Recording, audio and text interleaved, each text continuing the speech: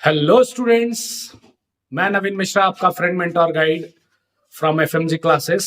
आज मैं स्पेशली ये एक वीडियो बना रहा हूँ क्लास 10th के बच्चों के लिए जिनका कि बोर्ड का एग्जाम आ चुका है। स्पेशली सीबीएसई बोर्ड या स्टेट बोर्ड जो भी बोर्ड्स हों उसके लिए ऑलमोस्ट सीबीएसई में सिर्फ 15 लाख से ज्यादा बच्चे अप्लाई कर रहे हैं 10th के लिए। तो आप समझ सकते हैं कंपटीशन बहुत ज्यादा है और इस टाइम पे ये एक बहुत सुनहरा मौका है आप अपने आप को एक लेवल पे लोग के अपने परिवार में या अपने सोसाइटी में या अपने स्टेट में दिखा पाने का कि मैं भी कुछ हूं। जैसा कि मैं अपने जर्नी के बारे में बताऊं तो मैं भी क्लास 10th का बिहार बोर्ड से था और मैं क्लास 10th का टॉपर रहा हूं। तो वो टाइम एक था जब पहली बार मुझे मीडिया के साथ इंटरेक्शन करने का मौका मिला था। पहली बार लोग आके मुझसे ये पूछ रहे थे कि बताइए कैसे टॉप कर गए। जूनियर्स ये पूछ रहे थे भैया स्ट्रैटेजी क्या है, आपने कैसे टॉप किया। बड़े बोल रहे थे वाह तुमने क्या कर दिया, एक छोटे से गांव से आके तुमने बहुत बड़ा काम कर दिया। तो मैं ये चाहता हूं कि वो जो फेम एक मिलता है वो तो मिलता ही है, उसके साथ साथ जो आपके पेरेंट्स होते हैं उनकी जो उम्मीदें होती है आपसे वो काफी फुलफिल होता है यहाँ पे।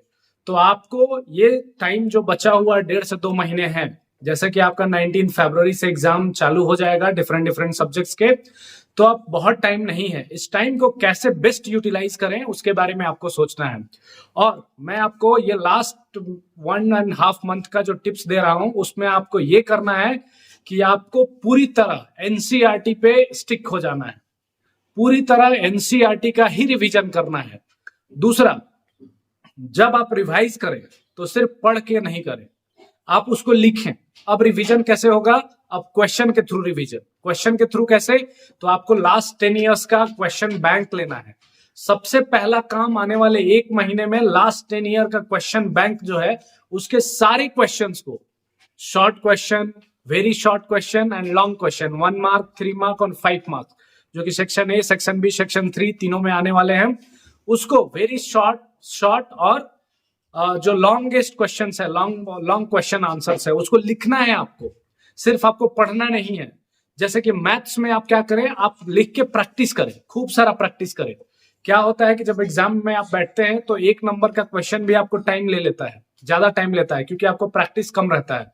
तो उसको प्रैक्टिस को ज्यादा करने के लिए, टाइम ना लगे इसके लिए आपको सबसे ज्यादा पहले घर पे प्रैक्टिस करना होगा। रोज एक सेट लगाइए, रोज एक पेपर का टारगेट बनाइए। Every day 1 paper of 3 hours you have to complete, ये आपका एक टारगेट होना चाहिए।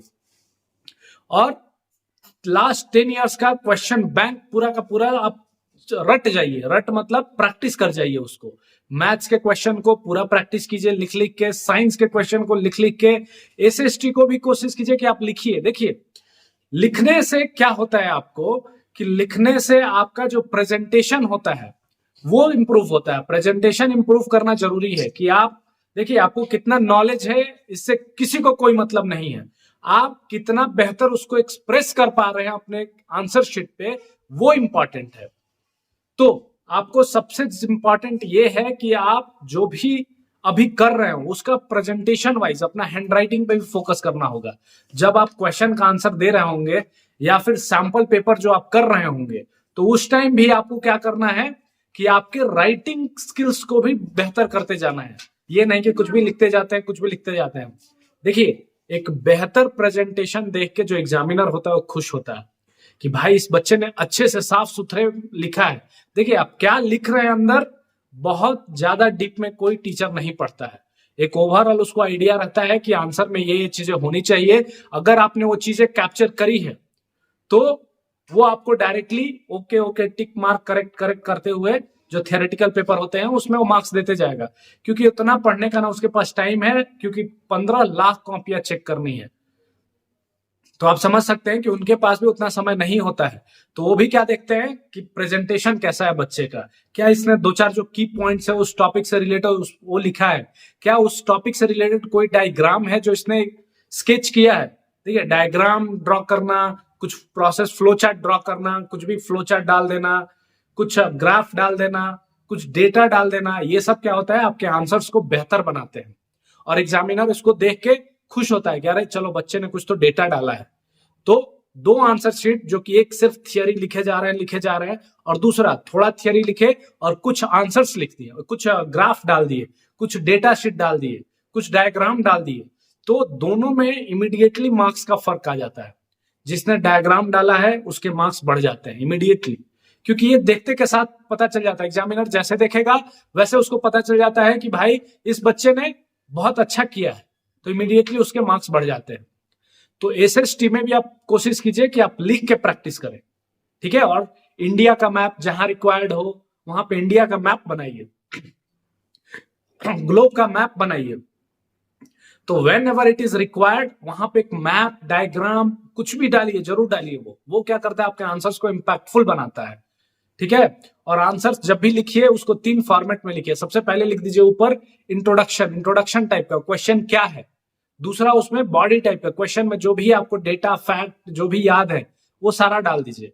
और लास्ट में अगर टाइम थोड़ा सा रहे तो कंक्लूजन लिखिए या फिर एक लाइन में उसको कंक्लूड कर दीजिए। तो ये एक तरीका है जिससे आपके मार्क्स बहुत बेहतरीन हो जाएंगे।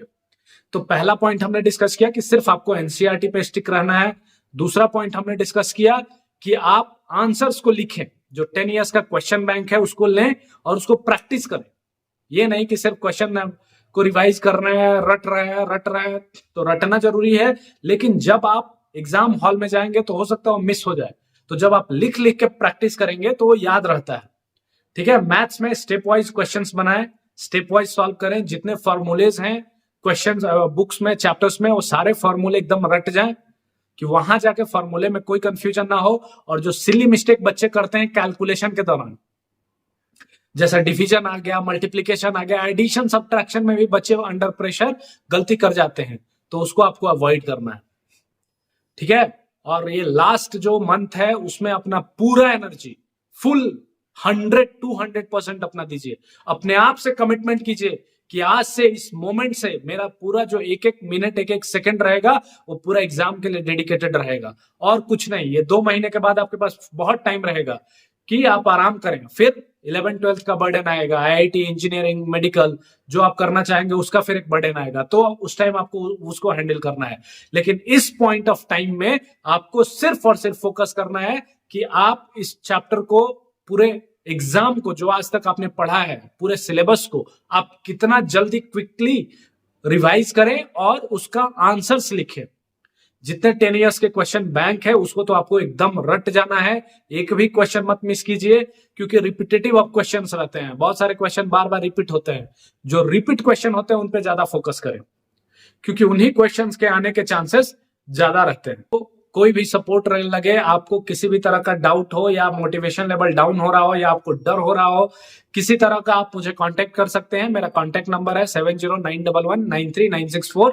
आप मुझे डायरेक्ट कॉल कर सकते हैं, व्हाट्सएप कर सकते हैं। मैं आपके फियर को, आपके मोटिवेशन लेवल को आगे बढ़ाऊंगा और आप अपने एग्जाम में एक्सेल करेंगे। और टारगेट रखिए कि मुझे या तो स्टेट टॉप करना है, सीबीएसई बोर्ड टॉप करना है।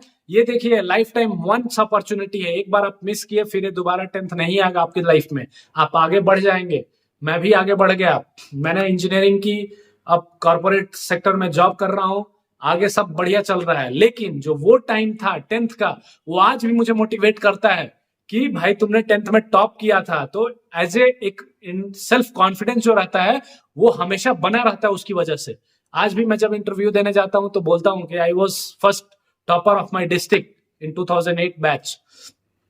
तो वो बहुत मोटिवेट करता है और बहुत आपको इंकरेज करता है। जब आप लाइफ में आगे बढ़ेंगे, बहुत ऐसे अप्स एंड डाउन्स आएंगे, तब जब आप अपने पास्ट को देखेंगे कि मैं टॉपर था, तो आप उस टाइप से फिर बिहेव करना चालू कर देंगे। आपका माइंड, आपका प्रोग्रामिंग उस डायरेक्शन में करने लगेगा कि नहीं आप टॉपर्स थे। उस टाइप से आप बिहेव कीजिए और उस टाइप से आप अपने करियर को आगे बढ़ाइए, ठीक है। Thank you so much. So मिलते हैं और उम्मीद करते हैं आप सबको all the best for your exam and best of luck for your preparation. आप प्रिपरेशन को इंजॉयफुल बनाइए और पेनफुल बनाइए। देखिए जब पेन आएगा तो ही आपको मजा आएगा रिजल्ट में। जब मैं पढ़ता था तो रात के 4-4 बजे तक पढ़ते रह जाता था, 3 बजे 4 बजे, और सुबह 8 बजे स्कूल भी जाना होता था। तो जब रात भर आप पढ़ते रह जाते हैं और सुबह 8 बजे 9 बजे स्कूल भी जाते हैं, तो आपकी आंखें, आपका मेंटल स्ट्रेंथ जो रहता है एकदम डरा हुआ, मतलब बोझिल रहता है कि अरे बाप रे बहुत काम किया है। लेकिन आपको जो खुशी एक रहती है जो डोपामिन बोलते हैं ना, माइंड रिलीज करता है, जो एक अंदर से जो हैप्पीनेस रहता है आपके काम करने का कि मैंने रात भर आज पढ़ाई किया, मैंने इतने चैप्टर्स कंप्लीट किए, मेरा इस सब्जेक्ट में अब कॉन्फिडेंस बिल्ड हो रहा है।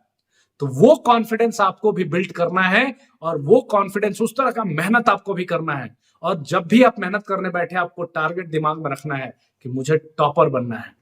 मुझे क्या बनना है? टॉपर बनना है। ये आपका एक बेस है। अगर बेस में आप टॉपर रहेंगे तो आगे भी आप बेहतर करते जाएंगे।